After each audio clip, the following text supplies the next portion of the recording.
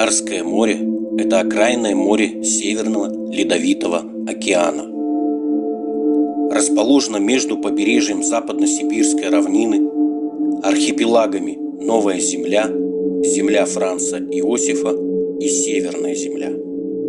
Площадь около 880 тысяч квадратных километров. Средняя глубина 127 метров, максимальная 620 метров. Объем вод 112 тысяч кубических километров. Наибольшая протяженность моря с юго-запада на северо-восток около 1500